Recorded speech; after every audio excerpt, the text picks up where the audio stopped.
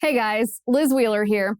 In addition to this week's episode of Verdict with Ted Cruz, which you heard earlier this week, we wanted to bring you a bonus sneak preview of The Cloakroom, a series I co-host with Senator Cruz each week over on the Verdict Plus community on Locals. Did you know we do so much more each week than just bringing you the main Verdict episode? Senator Cruz takes mailbag questions, he posts memes, he interacts with subscribers, and more over on Verdict Plus. In this preview of The Cloakroom, we're talking about Jon Stewart calling Senator Cruz a mother effer. And on the more intellectual side of things, we're talking about how the United States should respond in the event that China invades Taiwan. If you like what you hear, you can get more of Senator Cruz and more of The Cloakroom every week over on Verdict Plus. You can head over to verdictwithtedcruz.com/plus. And if you use my promo code, which intuitively is Cloakroom, you can get 1 month free. That's verdictwithtedcruz.com/plus and promo code Cloakroom to check out all the episodes of The Cloakroom right now. We'll see you over there. In the meantime, please enjoy this preview of The Cloakroom. Hey guys, welcome. I'm Liz Wheeler. This is The Cloakroom on Verdict Plus. We have a lot to talk about tonight. There's so much happening with Taiwan this week. But first, Senator Cruz, we have big news, a big announcement to make. Baby Knowles #2 has arrived. Huge congratulations to Michael and his wife and his entire family on the arrival of their new baby boy. Obviously, Michael is out this week, spending time with his family, as he should be. I'm so excited for him. This is his second son. Yeah, no, it's awesome. He's got a second baby boy, and they are celebrating and enjoying. And, you know, when Michael comes back, we'll do everything we can to make him feel at home, which means we'll do lots of crying and drooling, which, frankly, is a lot of what happens in the Senate, too. So there's a consistency to it. But it's great news, and we're celebrating with Michael. Yeah, Michael posted some pictures publicly on Instagram of the little guy, and man, is he a doll. Michael's wife did a fabulous job. Huge congratulations to them.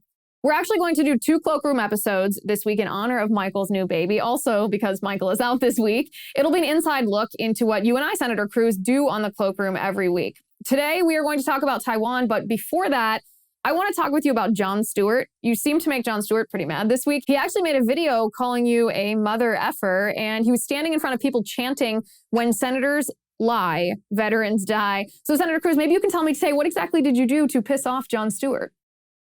Yeah, no, this was a pretty surreal week on that front. Jon Stewart kind of lost his mind and did an awful lot of demagoguing and very little actually truth-telling. So let's unpack this, because what happened in the past week was confusing, and I got to say the corporate media did a horrible job reporting on any of it.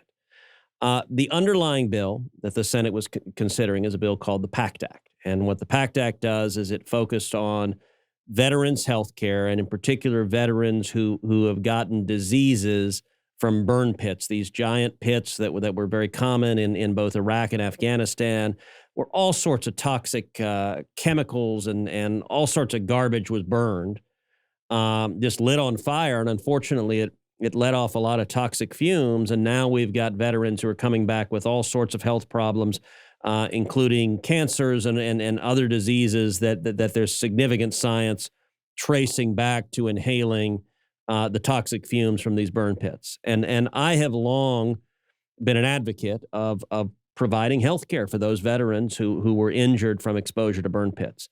It's something I've advocated for a long time. And this bill in particular is a bill that creates $280 billion in new funding for health care for our veterans for exposure to burn pits. And I emphatically support that bill. This bill also has $400 billion in existing funding that's already in the funding stream for health care for veterans. So all told, the total price tag of the bill was $679 billion. I supported that in June. I voted for it. I agreed with it, and I think it's a good idea. Now, after we voted on it in June, we subsequently, last week, were voting on what's called cloture, which a vote on cloture is a vote to cut off debate, to disallow any amendments. This was the second time the bill had come up.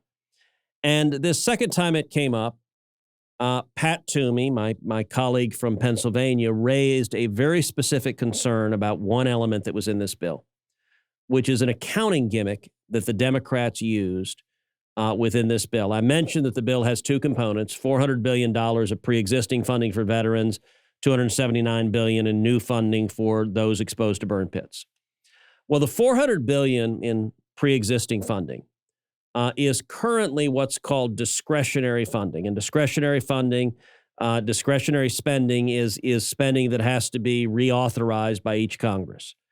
And discretionary funding is subject to an overall cap in terms of how much discretionary spending is allowed. What the Democrats did with this bill is they shifted that $400 billion from discretionary spending to mandatory spending. Now, why does that matter? Well, mandatory spending, the way the federal budget works, mandatory spending is on autopilot. It goes automatically. It doesn't have to be appropriated. It doesn't have to be reauthorized. It's mandatory, and so it's just on autopilot. Why does that matter? Well, it doesn't matter in terms of ensuring that the money will be spent because, look, Congress is going to spend money for veterans' health care. There's no prospect that Congress is going to fail to provide the funding for veterans' health care.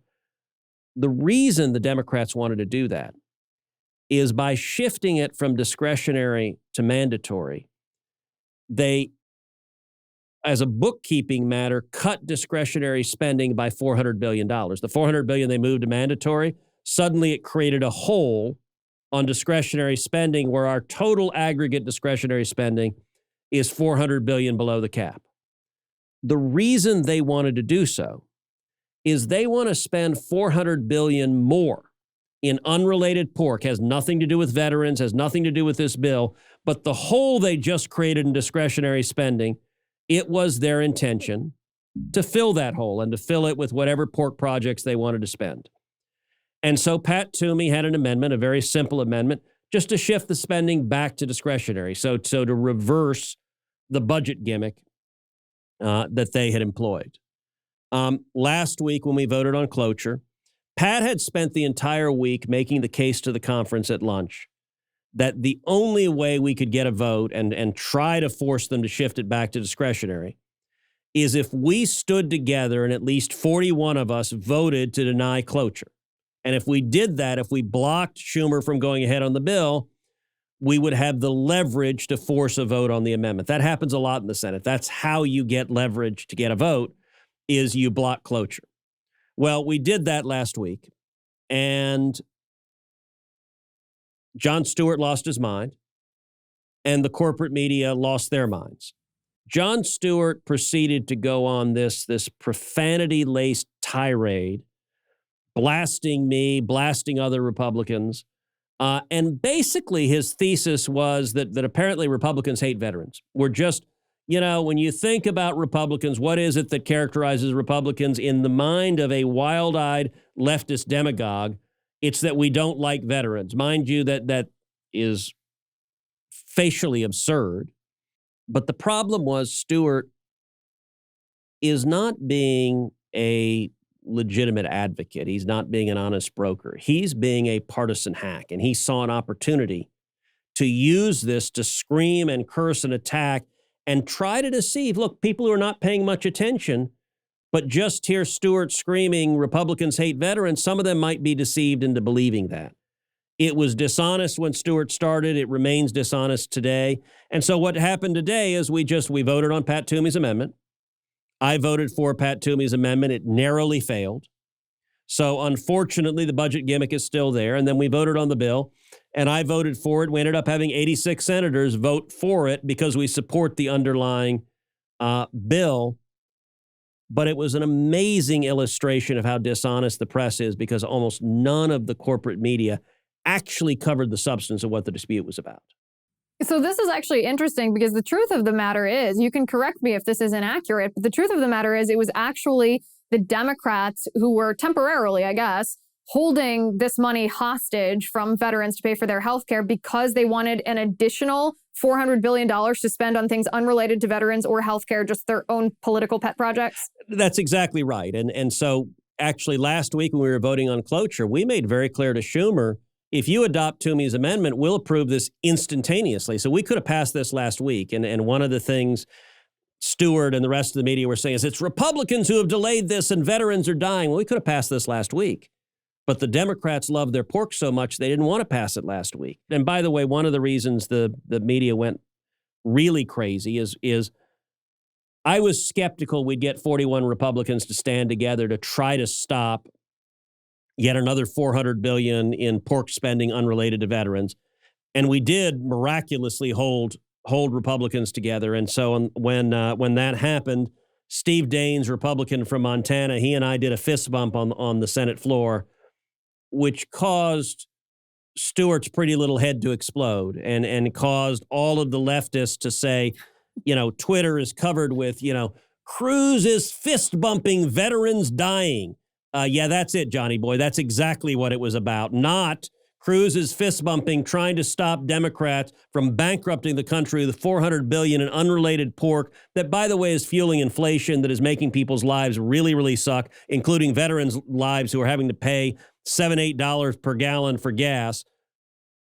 It is amazing the deception that the media played in this. And so I'll tell you tonight, when I voted yes on the bill and Steve Daines voted yes on the bill, we did another fist bump in the exact same spot. We purposely did it again to illustrate the point. But I'll tell you something else I said at lunch. So we were discussing at lunch today before the vote what the next steps were. And we were able to get a vote on Toomey's amendment because we denied cloture last week. But I said, listen, it looks like we're going to lose the vote on Toomey's amendment. We knew that by lunchtime, that it looked like the way the whip was coming out, we were not going to win the vote. And I said, this was still a good and worthwhile fight to have. Why? Because we've now increased the political cost of the Democrats trying to use that political gimmick to fill that $400 billion hole. That by focusing the fight on it, the Republican conference is now much more focused on that $400 billion fake hole that they made just by moving the money to the other side of the ledger, the mandatory side. And maybe we've made it radioactive for the Democrats to come back in another bill and add that pork spending of that $400 billion in the hole. And what I also urge the conference is when Republicans take over, hopefully in January, we ought to fill the hole. In other words, we ought to lower the cap to basically eliminate this budget gimmick. And because we had this fight, I don't know if we'll succeed in lowering the cap to erase this budget gimmick, but our chances of doing so are much higher because we fought this fight and endured the dishonest demagoguery of the left over the weekend. And by the way, I looked on Twitter right now to see if the mainstream media was giving equal coverage to your fist bumping for this healthcare for veterans, and no, it's not trending anywhere. It's of course it's nowhere. So that shows you exactly what you need to know. But speaking, what is trending on Twitter right now, actually, is Nancy Pelosi's visit to Taiwan. And I want to ask you about this because in a previous episode of Verdict, you gave the chances of China invading Taiwan to be 50-50. Would you change your calculation given Nancy Pelosi's visit and China's threat? Probably an empty threat, in my opinion. Their empty threat of shooting down her plane or responding with their army. Do you think that they'll use that as justification to invade Taiwan? Is there a higher likelihood? So it remains a very real risk. Rewind to over a year ago when Biden had his disastrous surrender and withdrawal in Afghanistan. The weakness and appeasement of this administration encouraged every one of our enemies. I said at the time, as you'll recall, the chances of Russia invading Ukraine have risen tenfold. The chances of China invading Taiwan have risen tenfold. Our enemies are emboldened because they see the commander-in-chief as weak and ineffective. Now, let's get to this week and Nancy Pelosi. It is astonishing how badly the Biden administration has screwed this up. It's breathtaking. I'm hard-pressed to think of an analog in recent times. So Pelosi announced she was going to go to Taiwan. We actually had a classified briefing yesterday with senior officials from state and DOD talking about this, and I chewed them out. I mean, I lit into them. I can't tell you what they said, but I can tell you what I said because what I said isn't classified. And I chewed them out saying, it is hard to overstate how badly you guys have screwed this up. Number one, when Pelosi said she was going to Taiwan, the Biden administration leaked that the Department of Defense opposed her going. We don't know who leaked it. We don't know if it was DOD. We don't know if it was state or if it was the White House. My guess is it was the White House. I think it was probably the Biden National Security Council that did so. But I don't know that. That's inference. I have somebody from the administration leaked it. That was spectacularly stupid.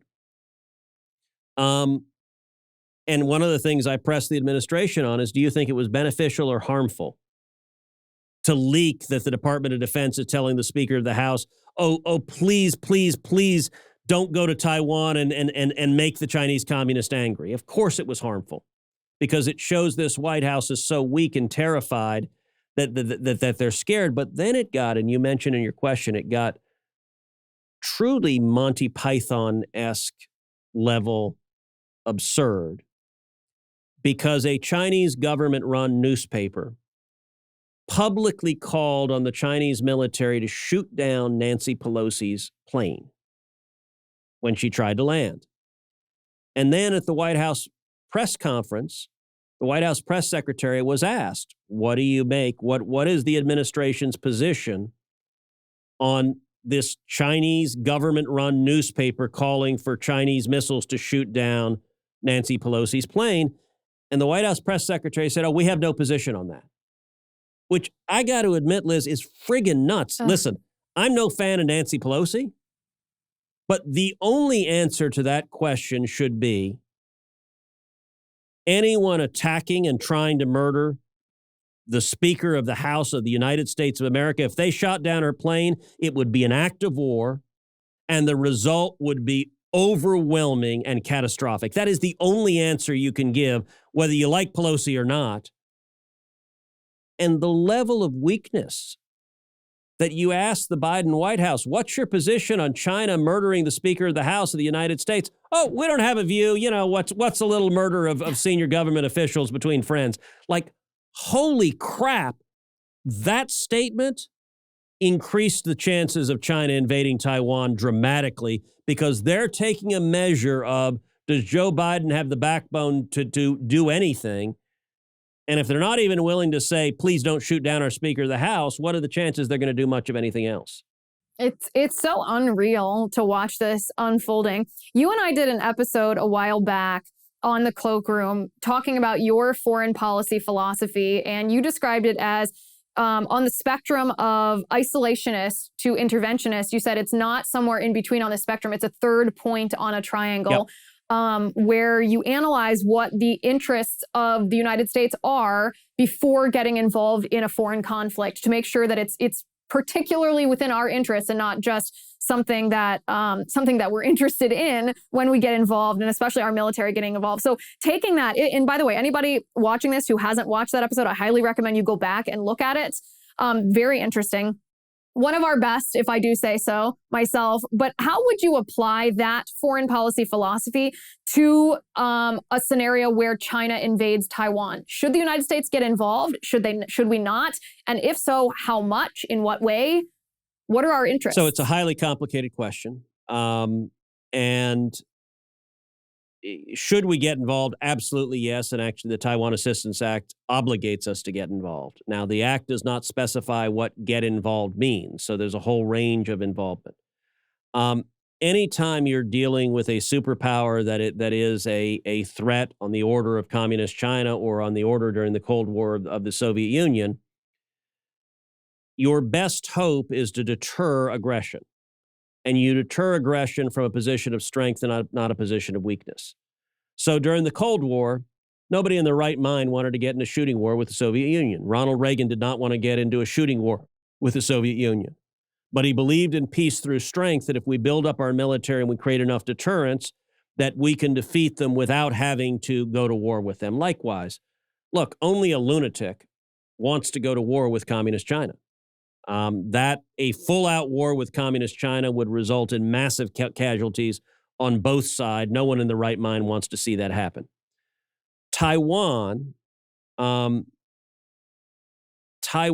poses an enormous threat to the Chinese government for a number of reasons. One, because it demonstrates that Chinese people can live in freedom and prosperity and with human rights. Look, the people in Taiwan are ethnically Chinese. There's no difference in the nationality, the ethnicity, the history of the people on Taiwan from the people in mainland China.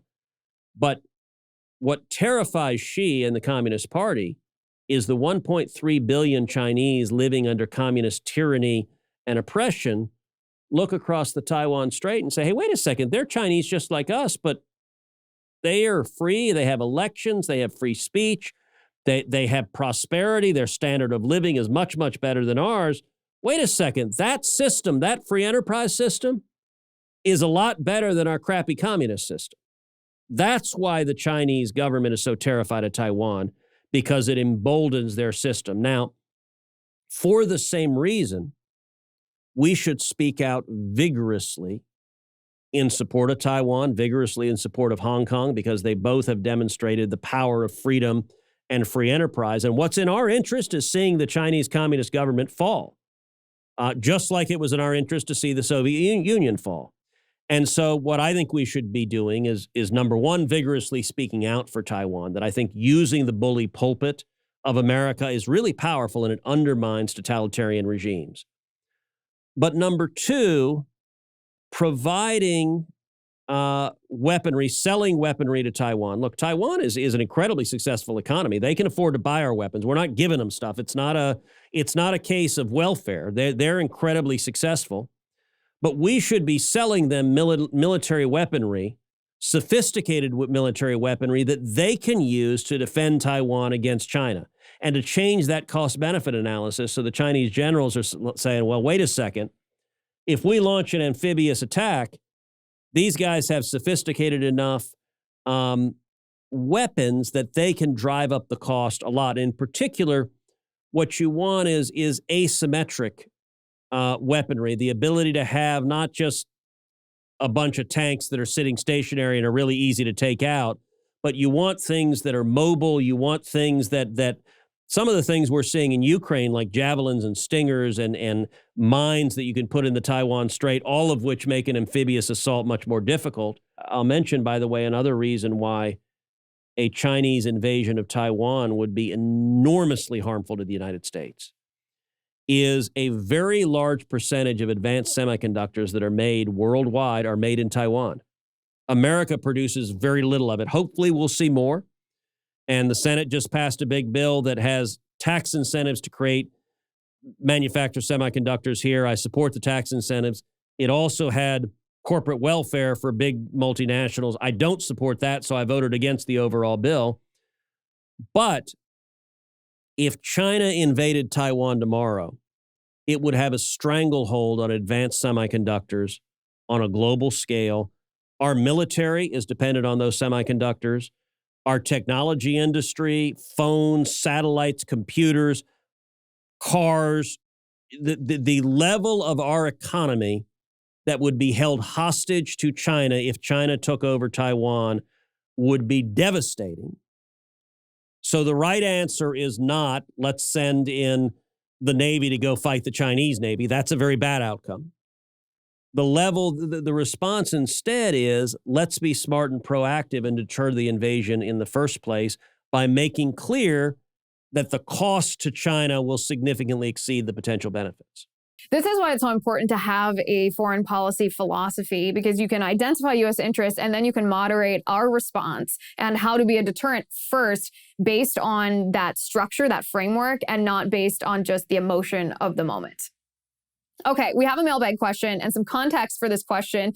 This week, the Senate is set to vote at the end of the week on the Manchin-Schumer so-called Inflation Reduction Act of 2022. We know that Manchin caved to Schumer after Manchin had torpedoed Build Back Better. This is kind of Build Back Better light. They claim it's addressing inflation. We know that that's not true. Craig Alexander asks, do you believe, Senator Cruz, that Senator Kristen Sinema will vote yes for this bill? I genuinely don't know. It is the only hope of defeating it. So there are 49 Democrats who are yes. I'm confident there are 50 Republicans who are no. So the only one who will decide it is Kyrsten Sinema. I will tell you, Sinema was playing pretty coy today. So she was on the Senate floor. She was in the cloakroom today. We were all asking her, saying, gosh, a no would be a really great vote. We'd love to see it. She wouldn't tell us. So we asked her. She wouldn't tell us. She is not publicly committed. So she has not said one way or another. I think it is possible she may insist on some changes to it. If I were to guess what's most likely, I think it's most likely she votes for something, but it's not this exact version. And I don't know what her conditions will be, but I think she will probably put a price on her yes vote. And I hope the price makes it less bad. On these issues, she has been, look, she's had real guts taking on Schumer and the crazies in her parties. And so I don't know what that'll be. But if I were to predict, she will have some condition and make them change it somehow. And if they do that, I think she probably gets to yes at the end of the day. But I don't know. We'll find out in the next couple of days. Well, I think we're all going to be sitting here waiting with bated breath to see what she decides. I hope and I pray that she has the courage to reject this tremendously bad bill. But what do you guys think? Let me know. Post. Tell me. Do you think Sinema's going to vote yes? Do you think she's going to vote no? Do you think she's going to put conditions on it that will be given to her and then she will vote yes? What do you think? Post. Let me know. Also, don't forget, we have 2 episodes of the Cloakroom this week. And our next episode, we're going to talk about a topic that I promised you a couple weeks we would talk about. We're finally getting to it. We're going to talk about George Soros-funded progressive prosecutors around the nation. You don't want to miss this one. Senator, as always, it was good to chat with you. I'm Liz Wheeler. This is the Cloakroom on Verdict Plus. If you like this video, you should click the like button, and then you should subscribe, and you should ring the bell, and you will never miss another video.